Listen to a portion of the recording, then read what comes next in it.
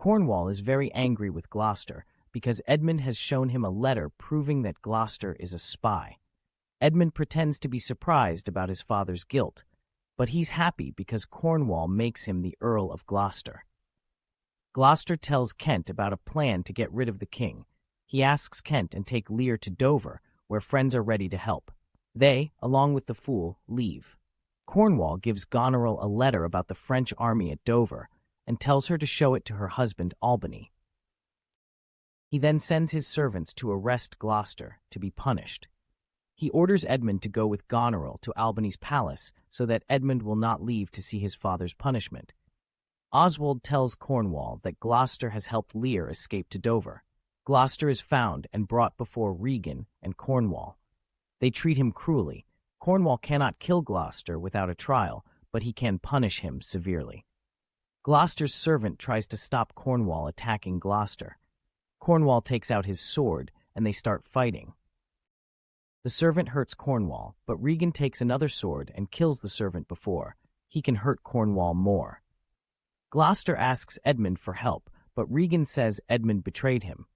Gloucester realizes he misunderstood and that his other son, Edgar, truly loves him. Regan orders Gloucester to be thrown out of the palace. Gloucester is bleeding when he meets his son, Edgar, who is pretending to be a mad beggar. He wishes he could touch his son Edgar again. Edgar wishes he didn't have to pretend to be a beggar. However, he decides to stay disguised as poor Tom. Goneril says Albany is not brave and decides to control his soldiers herself. She tells Edmund to get Cornwall's soldiers ready to fight the French. She also plans to take power from her husband. Albany tells Goneril that she is evil and that he's starting to feel frightened of her. He also says that Goneril and her sister are like tigers.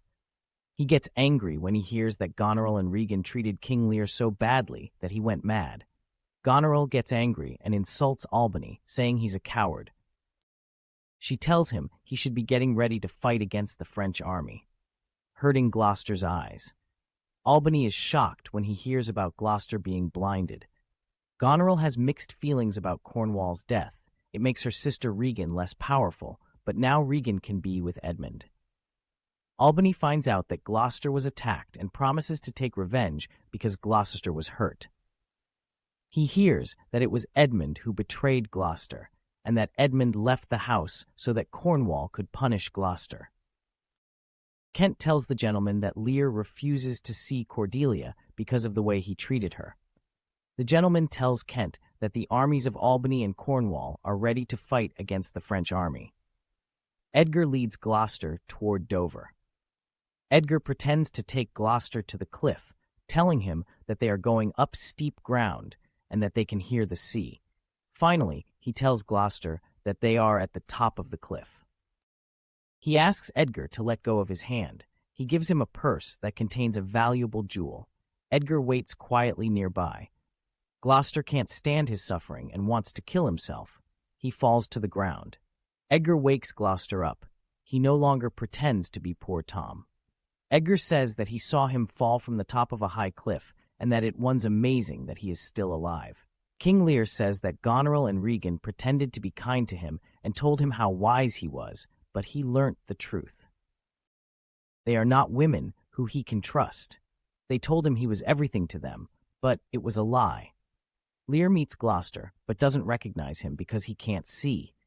Lear asks him to read a letter, even though he is blind. He accuses him of wanting money before reading the letter. Gloucester says that he feels his way, and Lear says that a judge will punish a poor man's crime before a rich man's crime. Edgar notices that Lear is talking both sense and nonsense.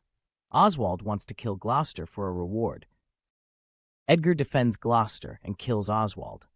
As he dies, Oswald asks Edgar to deliver letters to Edmund, showing Goneril's plan to kill her husband, Albany. Edgar decides to show it to Albany. Cordelia is concerned about her father, King Lear, who is sleeping and has become like a child. King Lear is brought into the tent while sleeping, and Cordelia tries to comfort him with kisses, expressing sorrow for his mistreatment by her sisters.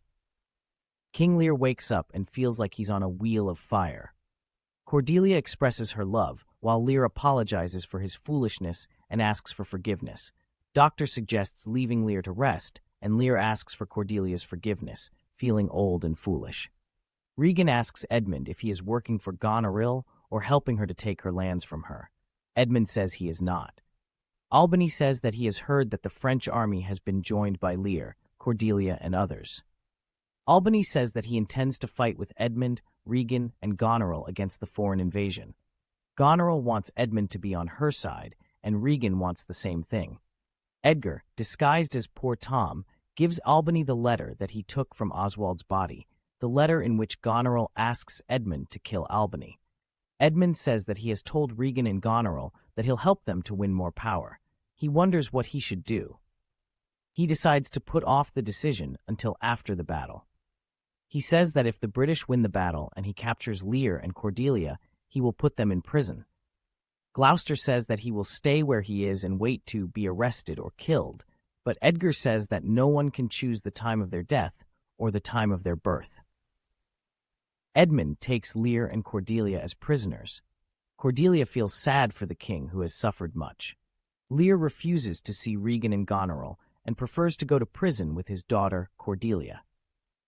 Edmund sends them away, giving the captain a message with orders as to what to do with them.